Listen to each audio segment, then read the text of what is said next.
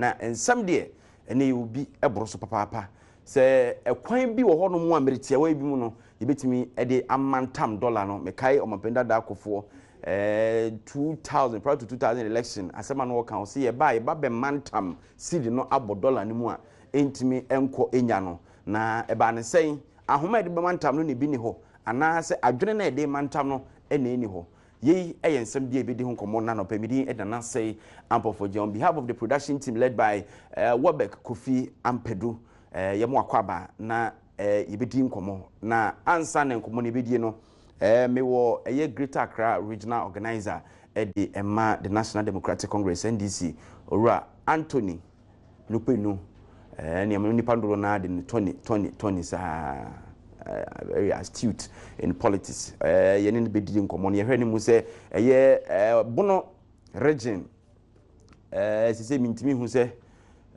abronye bɛkɔ akwakoye bono region chairman hu sɛ nso so no obɛkɔ bono east to sɛ yo but the enemy sɛ nka bron half ne bom ne de ono ɛna na first vice chairman obɛjoin discussion no every permanent fee ye gidi ho enkomo. Tony, good morning. Morning. Apono mu yede twede apono mo de ache na party mu so ne ma te say party ntutu ye nyina da fam ankika abema ye di djuma boaboa ye niama no to be able to outdoor Agbera and the leader na a sick room omo working on your policies, alternative policy for better livelihood in the next administration.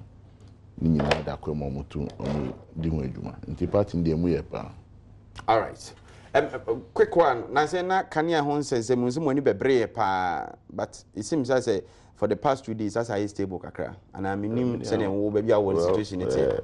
Entia ahwefo. Am ni chia so amo. For Ghana niam bi mu de say udi yam anyo se menra ene say ehun basema ese ogitum. Don't try and find English grammar, any adjectives, emfa, emba, because power outages are natural. Since if you didn't do say jumano, you has to say no machines in everything off. And you'll be from so a system, a failure. So when there are obsolete machines such as transformers and the transmission lines, now say near to make sure say you better check it, break it down. It takes days to bring it back. Just like unam now bought from now you don't get healed at the start, or it takes time. That is how power system is. And at the time now you manage situation, no? We're managing a complex situation. One, shortage of power. Then we're managing obsolete machines, managing worn-out lines, a transmitting system. No? So it was very complex. And Sanyamano, untimi fa 1 day, 2 day, 1 month, and now even 1 year. It runs through series of systems. 4 years, so the 4 years. It runs through series of systems. The systems not in such a way say the more you are solving it, no, the more others found ugly heads. Say create 2, now me a crown. One shake crony now umia na hate 2, now hate 2. So that was the kind of power system I inherited here. And we thought say a hounding a power na you want to endorse. So the first focus was let's get in more plans to give us enough power. As and when the power was coming, then the machines were going bad. Transformers got bad. Lines are transmitting control systems. So government have to sit down and really look at. And all these things took time. Easy. The best they did was to go on the propaganda spree. They're running it down, incompetence. You knew Nyame ni ho chrono ayebo. But Nyame Adom, it means to Nyama bebre ACC, Nyama ho kwan, Emasa, ye change transformers no do drono, transmission lines do draw in a power so are you getting me? So this all this thing happened. So there was stability. Number all they need to do is to improve and make sure say Nyama aye we. But brofwa kese and at home. It is systems are appearing again. And so in all Ghana needs to do is to get hope. Regime free power players no. But sa grammar no mu the omunjanka because there is no stability in transmission today. Baby mo 3 days quite me off. Baby peak hour say prepare machines essay. Enti for me and then the cost and so any and we believe say the MPP should stop talking. The big talks is over. It should get to work.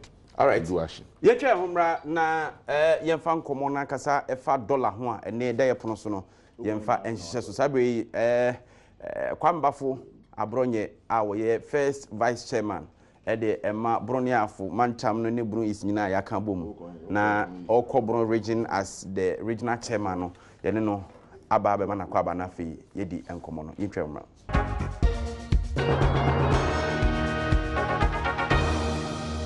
ya baby mu yento ankomo no so na kwame bafo abronye first vice chairman de ema bono east bono na afi ahaf region wakani nyina abom na authoritatively let me account say or vie for the chairmanship at the ma bono region because ubi reliable person be a confirm media mama or hey or confirm you one confirm you kwame good morning nana me joso aponum to say nankopon o for bono region bono region chairman regional chairman so all your first vice chairman e ma sa mantami and say and he say Toma Eko regional chairman big Toma Eko bono east right sanity nti wo no person hwe chiri mikitam dendende o jimi diso so jaima me metima hwe obitima ye o ye so obitima ye oh na se me de madwuma de se wa anim from YouTube abade se adwuma me ye obi anim na adwuma me ya ma MPP amanyoko no so duru ho delegation no na bedi ho adanse nti enye ho bibia o delegation no won be assess say going forward election 2020 no enipa mbetwe wo moti for the chairmanship ayi no hwan ne betima ye adwuma e de face we no man kontompo no mo de nam krom hoy so what I say so we kontompo NDC for the nam o man Ghana sisia na delegation o mo wo bono region 12 constituencies by that time when German North and South, Brekum East and West, Doma East, Doma Central, Doma West, Sunyan East and West. You know, one bad says going forward, so far as election 2020 are concerned, any poor much more motive for the chairmanship. Why in a bit my year, Mama Party and fan into my party? They are bronye. Madame Sonko. And Mantam no, Ababe a new region. One of my yarding says, a mantam makoma kunsia. Nti mantam na beto bono region na abeto honum no omo be ba se be pe chairmanship no hwan ni betima page bono region no mabati se mantam bi wo ho a e de bono region mia abema e region ni din kra akosoro se ye page e ba sa mantam e ba prapra asa se do si ye page ye mfa ho di ne oh ye be page me de ma no ne me bibia nim de ye be page e na se mantam no doso e ba prapra ese otimi pagya o mantam no otimi kopere bi nti ese delegate na assess so obi obetimi akasa mantam no ama mantam no on be assess ni nyina ni party adwuma eze abronye pie bia bi na bizanse ofin also a chairman of Bono region sir all right Kwame quick one we just 2 minutes na yenko issue na nkasa so kania na dundum last week ne pa na nya asem keto a minim se situation it say o ba bia ofri ba me baby am one day agina kakra me da se bebere me gidi ye se minister no eba be kirekire mu ye nyina anim se o ma 5 clear days and 5 clear days na ba wiye enora me baby anem wo sisi am wo dome ne ni area honom o de toto last week na ye na nyesa na ye den etie na no pa so matie radio stations bebere including multimedia amanfo edi dance se afidence san ya den aba ni nyina ombe kire mu se aba pokuase interchange na omo ye no transformer na oma relocate ne kakra e ba sa e be yede e be ha adwen na ndc fo asom say Dumso is back omo no da bia oma de ne say ade bone mra Ghana na omo nyusu ye no as a political tool ana weapon na omo mfantie de nanado niama papa oyede omo nti ndc ni de ohu ndc ni ne so nama omo mpaye pa ma Ghana obenya nka yesora ne nka Ghana wusie kumo ne ye frɛ fire service fo ene ndc fo mpaye na omo su se Dumso aba Ghana sisia no enti na no miensa 3 days ye ba mu ndc fo ahu afi de hawa ede Ghana fo ko mo hu se afi de Dumso nye enti omo kambi emfie 9 Ghana fo tena mu ne bɔhya ahodo omo kan ene papa yi de ntabo so fese ena aba betena fie hai na o ka kire na se space se nye ntabo de oh say ntabo space ni bi wo hye wa nye no kore space we nya krache fo de ni bi we nkontompo we nya professor space ni bia na o ka kire wo viewers say omo firi so no na Dumso ana power na yi na ye stable wa na ka kire so wo call phone no so sisi ya ko internet na so sisi ya 26 October 2016 Dumso frankly money is a challenge deputy minister confesses ebe yi aba manjoy online abu ayi don jinapo mamen kan nchiro manjoy online 26 October 2016 deputy power minister Don Jinapo has confessed that funding the needed funds to keep power supply stable finding pacho mamen kama sem English na finding pacho nyamna me amende funding oh pacho me wan won say omuko program no mo lusu debate na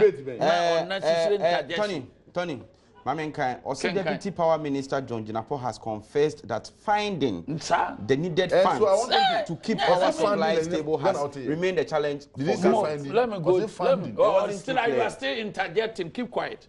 At the ASAT, 26 October 2016, 2 months to the 2016 general elections, now a deputy minister catcher said, Dumso na omuntimi nyadai, NCA no kwaye money problem. Now the most important question, I may know near her for baby son say, Moka say a penkania mwada, we must be ready to pay more. Mebwa, fine. And Oka say in Pia more no, more electricity by 59%, mebwa, and Ghana for 3 years. And the other money problem. Yaba buy musu 2017. 2 minutes now the man. But I mean sana lande ha. Yes, na be so simple question. 28 February 2017. Don Jinapo kura ya uko phone no so a. O say beggars to solve Dumso. 2017 28 February Asempa FM. O say beggars to solve Dumso. And it say na stable a. Eye that the same deputy minister na be ka kire Ghana for say MPP maba mo ka asa mo be ye nkane ho ado nti maba na crisis na ba ye mepa o mo ma chew na o mo kɔ na o mo de hye o mo botom kɔye mo do Ghana for eye first o mama Dumso ho asem say minim say the area ni city as at last week you discuss here na the situation wasn't that good but say improvement kakra aba said the penifo e promise ye nei di asem da pono so dollar issue said ye cedi net da form na $88 and so na ase ye ni panacea bia na ase remedy bia enei na figures aba na ase ai stable kakra no sum pokra na wo de tutu bibia ho a enhyeda enye ni kasa Tony wo hwe said the situation ni sitie na ensem a na promise na gidi a amanfo nya wa ban mu say ba se ye manage ye cedi dollar yina ratio na say rate na nka adwadefo ne ade nyina betime nya ho ahotoso no enye sa na eko wo gidie se bibi e wo ho no ma wo se ye na se wo sa ban ye na etimi a rese sa situation you quickly before my question is it whether there is stability in power or what have you know enye me know the propaganda and the people in the public know the fact we say na money challenge and na funding challenge. So bring betimi akoti the debt stock at the energy sector na ebe me there. What did they inherit? Ahino mwetia, where is it today? That to tell me say mobile no wetimi reduce debt no.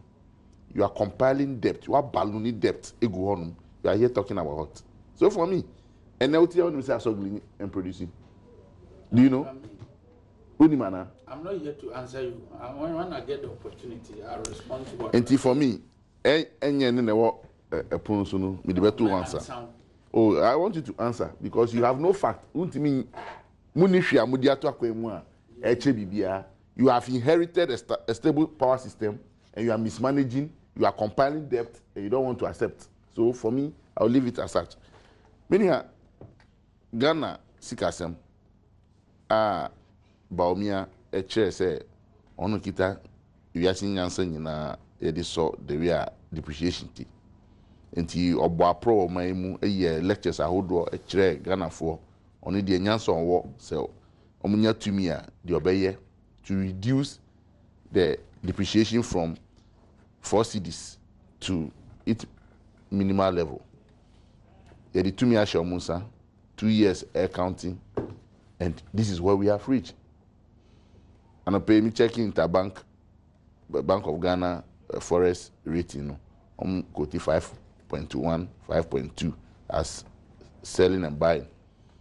I reduce to kakra. But we call banks nankasa, bank rates nankasa, they are trading at 5.4. Until say your stages. If you want to do uncranking our bonds, so do 5.8, 5.9. So that is where we are. Now, Bank of Ghana, we need dollar on Memobia. But today are quoting 5.1. They don't have dollar to give anybody. We call banks. They're just for the books. Oh, yeah, it's for the books, to make our books clean. And so it's a cook figure. Because the reality, omo kita dollar now we trading. They are trading at 5.8. A honor if you are the phone. Is it not the case? He says any panumuna SI system. SI system. If your mother bank now or no, and why this is why is our how it should trade. Where is it baby? Yeah, the for Ghana ni stock knowing. Ghana is stock away. Why say Bank of Ghana $1 million and find two system no? I think it tells you clearly say I buy a Honda, I buy modern ball and so any. Oh. So now can the anani say the Dr. Bomia can on lectures no no correct. Said it. According to analogy we say dollar no cost na Bank of Ghana nya bi mfanto system no money ngina dia na say aban mo no home dey na say dey no can that time no correct. No correct say say then say onu so ato no nto so mo no dey. Why are you not able to get stock to give to the banks for trading? Sure. Since say okura ye wo mi enyina ye tena studio ha bibia ye hye bia bibia efi amanoni mi mata de ye hye mi to material we of force ene e pamani but say force no so efi amanoni that's what nipa no di scano okoto no de akono akrani amanaba ye wo bibia okrom ha. Yes, it's no doubt. Say or bamboo by a crack toothpick and say is so it put pressure on the dollar. Omo amukita the foreign exchange. No, man for. So they repatriate their monies. And anytime company like MTN, Vodafone, all those conglomerates, a bit tamsika if you're maimu. But there is no strength of our city since we are trading with them. 2 years of sika no with omudia no aboarding as na kofa niam aba nti ufa maybe a month ago ukokra niam uko at 5.1 then osisa koye and the niam na be do Ghana port na uko year you need 5.8 to be able because quotations are a port no is in the dollars. So now when you na koso it put pressure on the consumer. Go ko ejuma nura na okoto niama. Ene okoyi say prices sir. Tomatoes cry because since Burkina Faso Nefiba CF Fenoso and also a trade at a higher prices. Intinye dollar nkwa is all the currencies. And for me no nyaye can say Dr. Baumia nyansa na oti opposition na also won. Where is it today? Uba power 3 months and I'll go budja. Now IGP Asante pay to Tio. Now catch a Ghana for you with the media mutio. So no Dr. Mahmoud Baumia. Nisa Sinibu, so I arrested $1. And na ko prison. No the key na ma Asante pay to. At what point and Azugu forces no echo breaky. We have Azugu forces. Oh, the Azugu forces, those who wear the mosquito repellent jacket in their face. The ben omko breaky hoa, they say $1 no thinking say echo. Tilapia cartoon. Dr. Bamia kita gagu staff or $1 aboni too. Kenufuriata kita G3. Addison, so kita shotgun and senior minister dem who dey no kita so kita driao or so pebela you know adan or pebela biu. So it tells you clearly say they've lost it. Ofo sa agent samusa Baby edu ya pressure mounting on so a we gani free chrome 2 weeks or share India.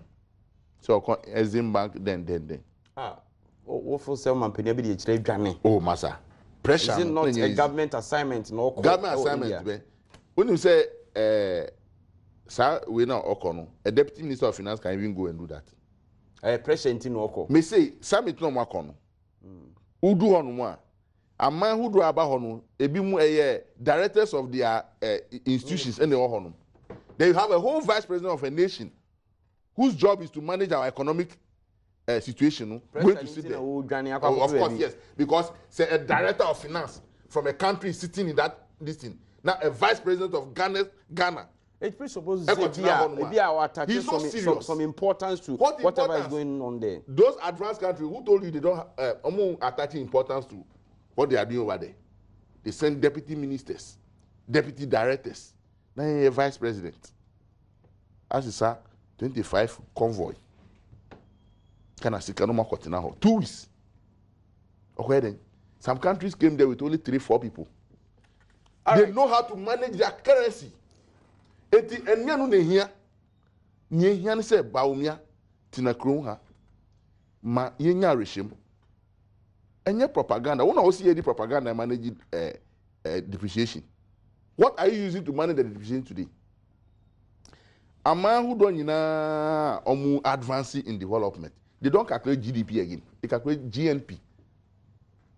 Gross National Product. And no say many way juma ye dinu ye timamufo ye production ebe make say ye base no air strong no mo calculate gross domestic product no wo di amanoni for India for obia omuta mo sike fi man pena yina ya eho. You are killing the local businesses. And then from susu collector to savings and loan to capital managers to banks, what collapse your money now? And the banks say where your books move, other Nigerians, South Africans, or Canadians. How many Ghanaian local people are wanting more remove free AC investment are employing the Ghanaian is still living above water. Everybody's gone down the water. When you destroy your own and make people come above water who are expatriates, foreigners, how do you sustain your currency? Maybe they okay. Let's say Ghanaians cry they operate na nyoma nkuye. Ade omo ye no emfa kwan mu mfa mra kwan so emra be. Sikasem no omo toto no basa na omo nye de eya eno no so no oni omo nya. Have you start oni omo atenase ayen hihye say look baby amafa no. Some of them even during your administration na mo no omo atenase a che say omo sikasem no nyoma na nkuye. Continuous engagement and still say continuous engagement and revolution will sustain the Ghanaian business. Look, none of the businesses had it easy to be sustainable. Their government continued to support them, gave them all the initials.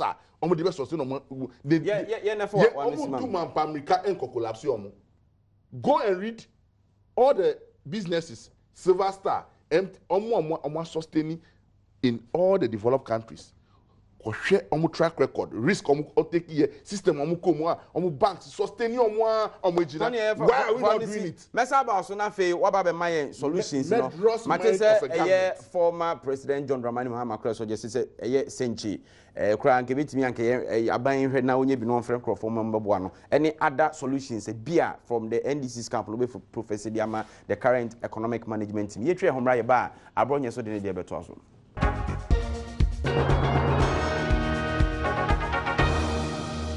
19th of March 2019 Pampaso ne bena ena wugusu a wo hwe ye wa Adom TV so sabre nundu abo apemu abronye bremoy Madasi bebro no nyamfo ansa na meba no me set records o kan bibia about the energy sector say e kada ho me no ka say ukọ phone so 24th March 2017 breakdown of government energy sector debt e wo hono ukọ obehu mandre online so ye den e report to ye and this aban free so no na fuel supply nkwa e $440 million aka na omo de omo the banks so ka $440 million omo the banks so ka $782 million Ghana gas $314 million GMPC $226 million ena bui $206 million ena your friends box $122 million. O kan nyina bom o kai the energy sector bond that you raise here no. And 2 billion. Na edukotua e ka no te ka energy sector ho ka. Na me bisa no like that sa ma sa bro. Na me se senka ban we ama. Enka de na besie na na do amamuo papa ama. Enka de na besi ka do o mo gye ye o mo de ye den. Na na do ba ya ban ya no wadi 6 months in office no. Agreement ya ne Nigerian gas wa na o mo maye gas no. Mpato o man terminate. So mo terminate ye say kabi wom na kabi wom no mo say sika bebrebe o mo je free Ghana for electricity akase a yetua ye no o man tima nkotua Nigeria for ka o mo je na o ma chadi na do ba ye no haka ni say oh masa na ye sika no wo si entua na fa kotua ka yetua ya wa mfa nko nti ye fa he nya sa no mo ka kire say ye ntua me mfa nkotua ka ene ye de ma no he ho life ni so man sika ye nche ni masa na wo he ho na ji ye nya do ma na ji sika no Domama na say we must be ready to pay more. And you three a bebre de man on here the share in the bottom this one said you call Nigeria kotuaka. Obaya we should know the free Nigeria by quatran quantia when Piasican. No some better was a matria. Edi bosomia Nigeria for Ghana and gas for the crata base a canoman 20 terminate agreement. Mebwa. Into scanner the chain in bottom on the Kofi Amabwa de call Nigeria. Where is the money? Ananado ne betuaka no. Eno ho asem na ye ka ho asem wo de no to atama ye tua ne board ne kwa yasana ye den ateso na nado ba ya ateso de ama Ghana fo a baba ni na otua 100 Ghana won shop no e month no ene baba ni no ton 70-60 ai no Ghana fo ahu ono nso ni wa benefit electricity reduction na abakroma no pe no wa benefit bi menua on the issue about cedi depreciation mo ka ho asem a onim baabi obekana ba omi adwana firi kroma ne ade mpacho eye serious issue ne ye ka ho asem yenim akwantu ahodo amutu amoba nchewe na mode ba yenim akwantu ahodo amutu ane mode ba ye se yemfa embargo nto public sector na yemfa temamufo aduma e ba economy ho adwenkyere a NDC fo damase ho adwenkyere na mo kyere damase oh yenyini kwakwa oh yemmo raw pianko benkum eno no munim ebi na ne Dr. Nimoy Thompson akwa damase kwakwa oh masum no kwakwa o se siri no ebeye yi a ede se ye de embargo ede ye friends e padlock kese ede to public sector se be ya ye nyai Ghana fo aye fo mo aduma o mu solution no Dr. Nimoy Thompson no ye senior advisor mo ono Emma president senior economist yo nti Domama ba these are the very people that granted an interview City FM me no kasa okọ sisi okokasa ho enura 2 days ago edaho City adwena wodi ama no mama ba nkrofo no mo tu no fo se maye mfa Ghana fo aduma no they are the very people obe engage omo.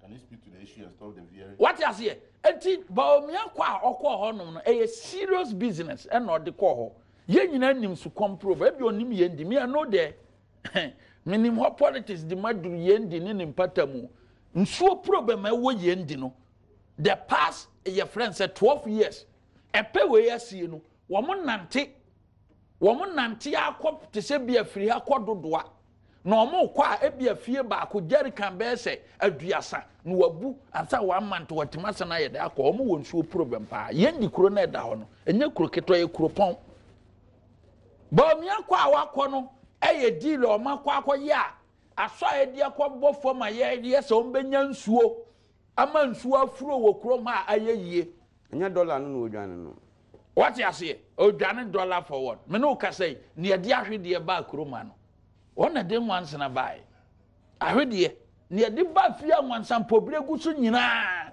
eye akoye ote oni na ndisifo unu ne nti amekasa Dabi untimi refer to obi yakwa Dabi untimi refer to obi gentleman sa akoye ote he me yakwa Dabi o yakwa onya kwa nti oh your man sorry why me kwa nim no wo mu ne ko IMF wo mu ko IMF wo mu ko jiska ben nya $1 billion meboa sa $1 billion ya wo de ba ha no wo mu nkyere ye nchewie kura o de ye wo kuro ma ye pa ye behu andisi fo nkyere ye ne ye tua aban a waba foforo young government like Nanado government ene ko tua $1 billion with interest sabosia na mo kwaje ya ede embargo to public sector no ye tua back the money enya wabra haban ne ede betua with interest dollars and ye de be kwa kotua with interest sasika no mo kwaje be yesu pelele monum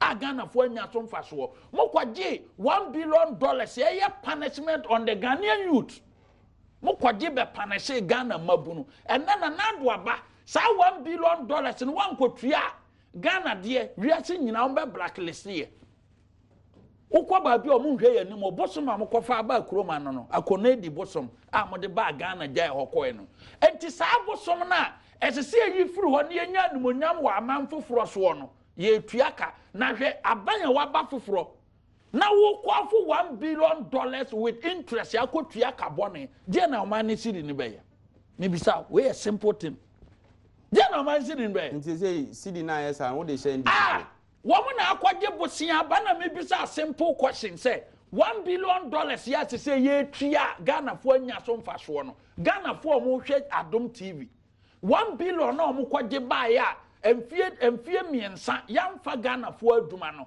se aye ye nhye omo se ye ahoma yantua ye ho ba kire ye se oman nti na do tua with interest saade nyina se na munim so mo hye Ghana fo bo se ba ekwan bia enu nti na ya ba ye ba ji omo na ne ya bai ye ji omo firi ho wi a Ghana ye mo tena so a ahwe yi a from IMF no ye se ba ye nkoto no oman no ne ye nche ye mo no donkomi enu nti na enya agidie se Ghana fo mfa man ne ye ba e betima ye den aye ni ye adisu agimo nsam ye enye ye nsam me bisa so omo se ye economy ne nye we aye simple common sense ne e bisa andisifo one mo na mo kita good economy eye da na nurse for 2014 2015 2016 man for mo aduma mo se mo economy ya e kire se ese utimi fa nipa aduma na ameboa mo economy na mo ya mo se na nado de aginsam se da o si bisa man disi question na o pututumi no.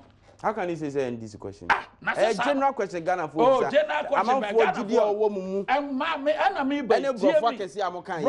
Brofo kesi akansa mo se ye economy ne nye. Na nado buy no 2 years no watima for 42,586 nurses. And this 8 years and no 5. Just yesterday the Ministry of Health asena issue statement the ababonti and nurse for ebi ye general nursing ebi ye clinicals ne ade akeka midwife ne de akeka ho matena fie under the NDC regime I no so no within this period in kwano we near ba no na 20,000 near omo go so online omo ye no so 14,000 enu nkwa akwa ho a 34,000 nurses ana ban wo say economy ni nya oba be fa omo ana mo economic advisor say e man na Adom fa sa nurse fo na adwuma na ofa sini ni be ko so atete apansam economy na mo se mo de ye no mo ka kire Ghana for say na do baye no ontua contractors ka mpacha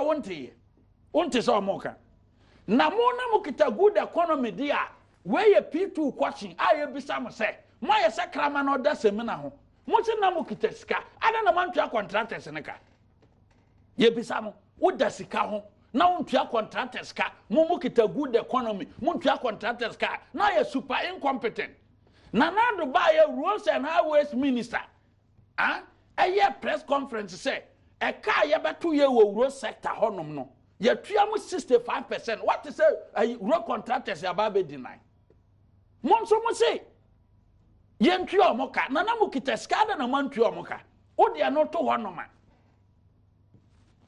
school feeding a car na de hono aban be na betu ya feeding grant atifido o te se mo na mo ye news say the train northern radio mu di statement abasa obako suku wo ho amane na gare na aban fa sika ma eno 156 million Ghana cedis na nado abanya afe na efefe no e de kotua asaka a teacher for ye teacher ni and this ba na oja de kire because techima nyina wa ba kire ade and this ba na oja de kire ye teacher ni mapa o kire ade kama wo yonku teacher for kire ade wo do ma penso no na mo kita economy papa emfie miensa eye da bosome miensa akatua na mo de ma mo ne aka mo de ye da wo dia twa konkon nse mfo adumani akatua ne mo kwa na mo fa de ye kro no na do ba ya ompa awi 70 o se sa nkrofo no nyina should come back to the negotiation table wono omako me gidi yes na general secretary mfre odwumadie so nkasa meboa so far they have received 41 million Ghana cedis as part payment a teacher for na mo bo mati modern no for the first time mo pencil na obi kwa training college we are not yet demonstration ya ba 2017 at training college abranya ye fasima oh mpacha me time wo kasa bebire mpacha da bi se na me hwe time no me si ntina me si ye na fasi no what you say engineer ma bebira mo ja ho no ma mantima anye no eye da ne na do danko akofo adoye enipa dodo se na nupa ni betima katro mo so mo firi aban mu no wo mutima empro mo ye ba Ministry of Education kwa we ye available records uhu say teaching and non-teaching staff ya fa kra ya fa 42,000 na no ada double track by ono anim sema na mo kamfo aban na ne party ukwa kamfo pe ne ye do akɔhye party of ne ye bo mfim Ministry of Education teaching and non-teaching staff for 42,000. Mumu economy no da na teacher for ehram wo kroma say aban fa yaduma na aban fa a good economy. And just a super incompetent uda seminar krama na uda seminar ho ntimi nwie no. Ebi no ni padodo say na mo fa if aban by young government 2 years. Atima fa nipa 100,000 ni enya do mama technical advisor. I catch there say Kwame mesaba ho na me no o sane ka say yemfrase kra obi otu maama fu osikasem na mahama ebepe president 2021 manokokotwea and ya me kwano ma yese sram kra mehu baabi anana do na ono timi kase na do nyi nkrofo adi se be ya siri no ebegina wenom na epe Ghana abedi so meba no maba be say solutions esan say de o kan nyina me nyahu solution bia ewo mu meba se o chemu mienu we kura ye solution Tony ofo say baabi a yigina sisi ye no ekwan ben na aban ne fa so because say dem na make former president John Dramani Mahama suggest say nanado ebe ya onfre nipa bi ebetumi aboa no chese no uputu in context bi ti say the course was since some years back no what do you saying? Well, you see, assembly at that point, no wonder many were jumping to their normal ranting, and they are fun nurses, and they are fun teachers, and they are normal ranting. He has not addressed the issue on the table. But starting or call the energy, actually a Canada honor, but on the smart way of the MPP. Sikane da hono mu di fa di tua ye de wan kire sika no owie yeso no won timi nkire e ka da ho ene. This is how the MPP thinks sebi nyanse bi ene team nti so mo kan wa ye fa no. So we see an energy debate because I can debate abronye on energy and I'll flood him. Bring it on. Wait. We are on I'm ready CD. for you. Say CD once a week. Kwame Manenkasa. CD once a week. Unya kwenye. In some of our Kenya, not address it. Look. What a county. My child say. A dradi is some and a so Ghana's economy. Sure. And he say a dradi is some the so Ghana economy. Nasika di dra. Say a fire CD kumei ekoto amanonisika abuonia. Problem about. So what do we do about our trade policy? Which is very true. As a Ghana abine, and NPP abine, every government we must relook at our trade policy. A year then, and a cream, a man only for any 2 year good yen. A Jumaka saying, you know, omnomukitim. A then a timid jar or mufa, sikamunian dividends or mufe or maim. So what policy is there?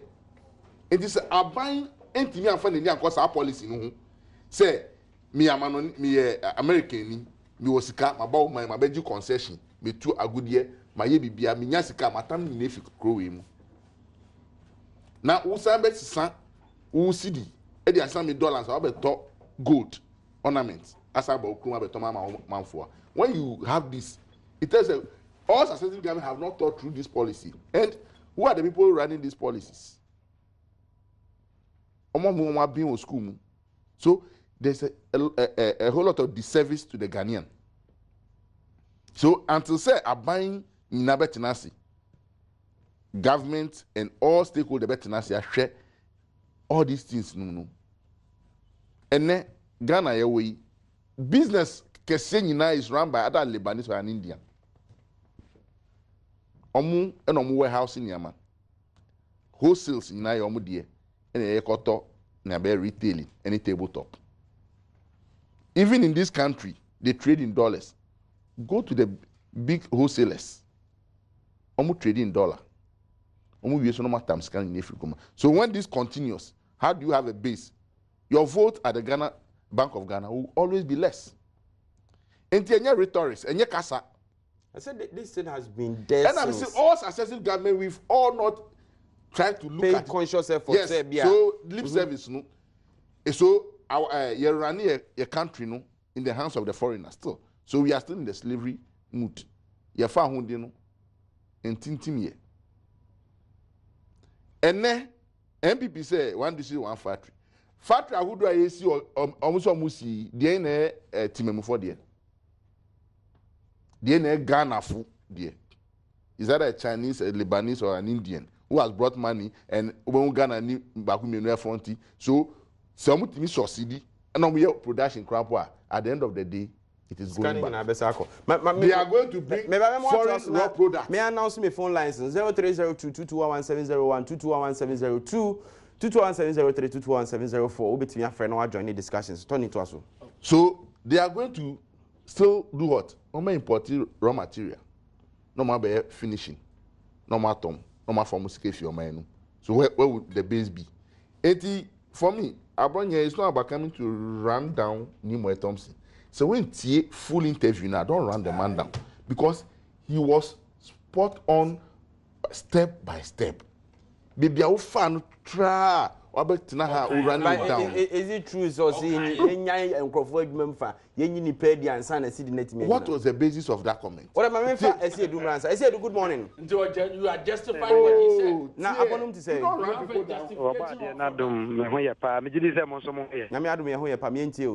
already see it in the session be quiet. NDC organizer by the Anya House be quiet. Me bomb basso. Any more media juma pa more bo my Ghana na mesre me bra panyini abronye. Nka ba bia nka esi onam bia no platform bi obenya bia no o senko dika pa Ghana fo achew. One na aban isan se entroka se no mutwa Ghana fo a o magye sa tumi. Na esi a wo kire pa e wo kurum.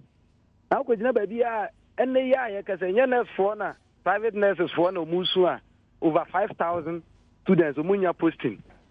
Na ba bia gina bia mo praise mo ho. Meanwhile so Ghana fo a ye wo form no yesu ekom de yen.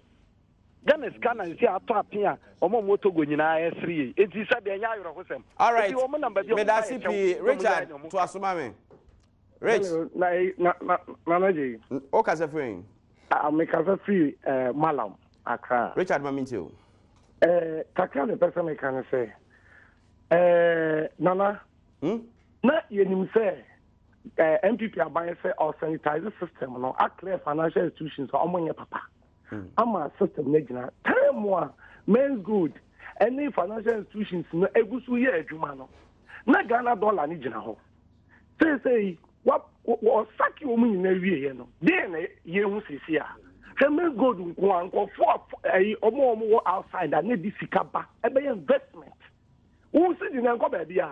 Oh, this is a brooch, European investment in United States will be a guy.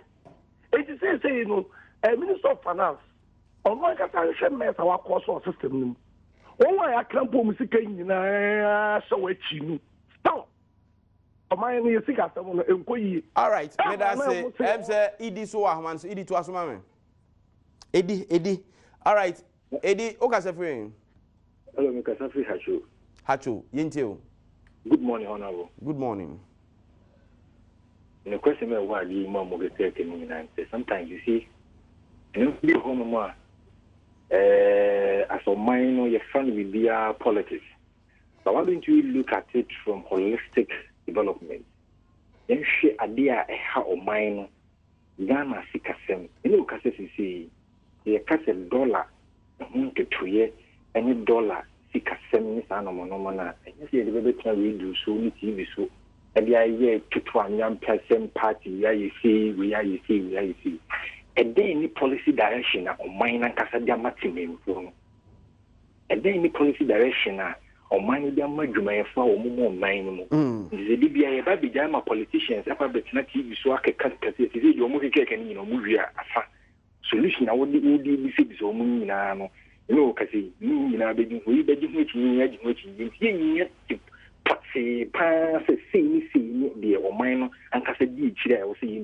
all right, I think your point is well made. Yemfa Nelson. Nelson, good morning. Good morning. Nelson Kasefri. Pacho Kasefri Bolga. Michia work for in all right, you too. The Pacho person contribute to us now. Abronya say. Amudi CKB Asia Get Fund project. Minu kasa so GN Bank any Gold Coast Nkroposika continue. Speculation I air say GN for any Gold Coast Kano. Amodi as sponsor government Get Fund project. As at now no so yeah him say the kana kodi abanchen. Nti afi aban Asia. GN meba GN Bank sika meba. Osi GN Bank sika kodi abanchen. Hello? Hello. Nelson, when I catch you say GM Bank Sika could you buy in China or they get funded? And on social media, so I'm telling you, sponsor Get Fund project. Wow. I would ever watch it now. Yeah, fancy. Imam Ranafe, I brought you. Hello, Imam. Yeah, Kasafi Michel Kam. Imam Pacho Mitio. Yeah, I think Pakwa, me personally, can say, yeah, Ghana for Nankasano. You mean I politics to do. Pese ye say aban dia ba the promise oma asaye to abama no your focus was say or to mirror or to me tanya mano because politicians won't ba read so na TV so we ba o si we na ye before na ye beto abama no be president you won say the other than maybe o nya ade ntina ye to amo and ye tuma wo wi o pese we ye die no ye come on all right wo be ya maye. This is also Bano Busan, the Bano Force, or no, you so no, all right. So focus on your mind. Matebeda was a pa, I brought your Bremenafi. Solutions, you know. Let me land in just a minute, Mr. About Nimo Tonsi, as I'm not can. Share Oka a man who do Biaswa. The police institution is a revenue generation institution. And the Ghana police, revenue ben on Mudeba, but we continue to employ more police and continue to service them when they don't bring in anything.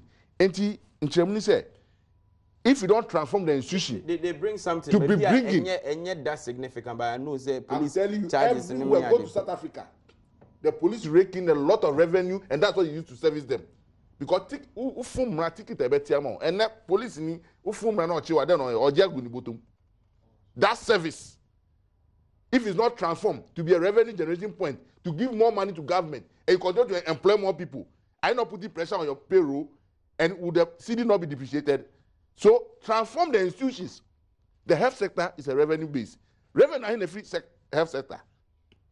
This is where the mass point is. On Kasema and Jinipa, but let's look at restructuring of the institutions to bring in more revenue before we continue employing more people and putting pressure on the DC. So when you don't understand these basics, now we are being disingenuous. Nipa na say cut down recruitment. Simple as that. You don't even understand. Me come on him no. Obetima ha kan sembi. And now this in control. But I'll use the same time. I'll use the same time.